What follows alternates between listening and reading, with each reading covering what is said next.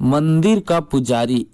एक बार की बात है कि एक समृद्ध व्यापारी जो सदैव अपने गुरु से परामर्श करके कुछ न कुछ सुकर्म किया करता था, गुरु से बोला, गुरुदेव, धनार्जन हेतु मैं अपना गांव पीछे जरूर छोड़ आया हूँ, पर हर समय मुझे लगता रहता है कि वहाँ पर एक ऐसा देवालय बनाया जाए जिसमें देव पूजन के साथ साथ भोजन की भी व्यवस्था हो, अच्छे संस्कारों से लोगों को सुसंस्कृत किया जाए, अशरण को शरण मिले, वस्त्रहीन का तन ढके, रोगियों को दवा और चिकित्सा मिले, बच्चे अपने धर्म के वास्तविक स्वरूप से अवगत हो सके।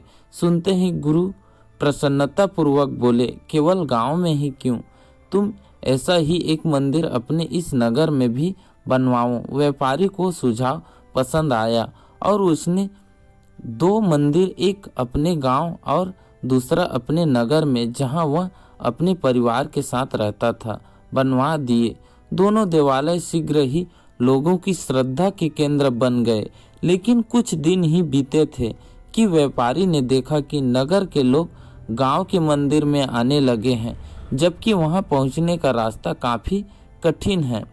उसकी समझ में नहीं आ रहा था कि ऐसा क्या हो रहा है। कुछ भारी मन से वह गुरुजी के पास गया और सारा वृत्तांत कह सुनाया।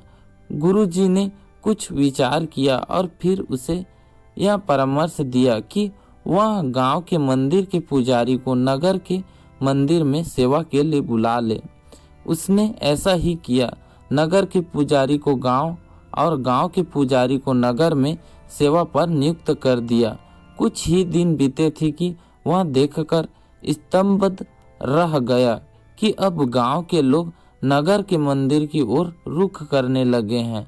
अब तो उसे हैरानी के साथ साथ परेशानी भी अनुभव होने लगी।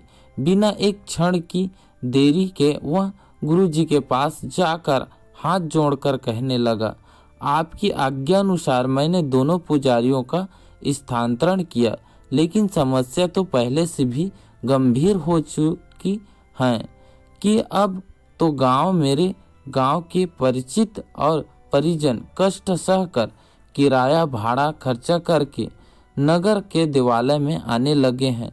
मुझसे यह नहीं देखा जाता।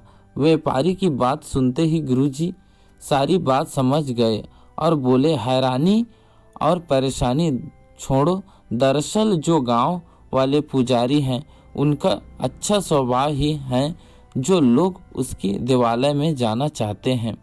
जहां वे होते हैं उनका लोगों से निस्वार्थ प्रेम, उनके दुख से दुखी होना, उनके सुख में प्रसन्न होना, उनसे मित्रता का व्यवहार करना ही लोगों को उनकी ओर आकर्षित करता है और लोग स्वतः ही उनकी ओर खींचे चले आते हैं। अब सारी बात व्यापारी की समझ में आ चुकी थी। मित्रों, हमें भी यह बात अच्छे से समझनी चाहिए कि हमारा व्यक्तित्व हमारे बाहरी रंग रूप से नहीं, हमारे व्यवहार से निर्धारित होता है। बिल्कुल एक समान ज्ञान और वेशभूषा वाले 2 पुजारियों में लोग कष्ट सहकर भी उसके पास गए जो अधिक संवेदनशील और व्यवहारिक था। इसी तरह हम चाहे जिस कार्य क्षेत्र से जुड़े हो, हमारी सफलता में हमारे व्यवहार का बहुत बड़ा योगदान होता है।